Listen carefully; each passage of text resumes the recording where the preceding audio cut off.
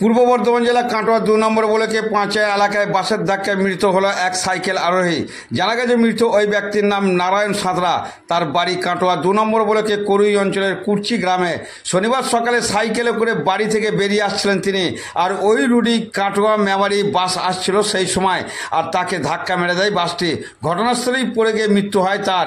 এদিন কাটোয়া মহকুমা হাসপাতালে ময়না তদন্তের জন্য নিয়ে যাওয়া হয় ওই মৃত ব্যক্তির দেহ।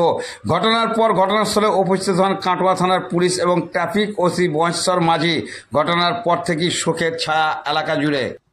আমাদের কুচি গ্রামের বাসিন্দা, ঠিক আছে, আমাদের বাড়ির পাশেই বাড়ি। ওনার নাম হচ্ছে নারায়ণ সাঁতরা। উনি কুচি থেকে মেজি যাচ্ছেন, রাস্তা ধারে কাটোয়া থেকে মেমারি বাস আসছিল, বাসের পেছনে অ্যাক্সিডেন্ট হয়ে মারা যায় পড়ে গিয়ে। রাস্তা ধারে অবৈধ ধরে স্কুল আছে, স্কুলের ধারে বালি ঢালা আছে। এটা পুলিশ প্রশাসন কোনো আইনত কাজ নেয় না। এবার পুলিশ প্রশাসন কাজটা নিচ্ছে, বালি ফেলানো। মারা গেছে সঙ্গে সঙ্গে সঙ্গে স্পট হয়ে গিয়েছে।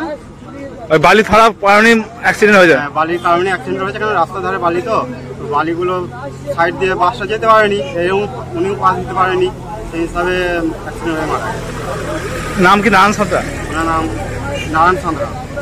যিনি মারা গেছেন বাড়ি কুচি উত্তরপাড়া। পুলিশ আছে? হ্যাঁ, পুলিশ প্রশাসন এসছে। পুলিশ প্রশাসন বডিটা নিয়ে গেছে কাটোয়া মহকুমা। আপনার নাম? আমার নাম টোটন মাঝি। বাড়ি?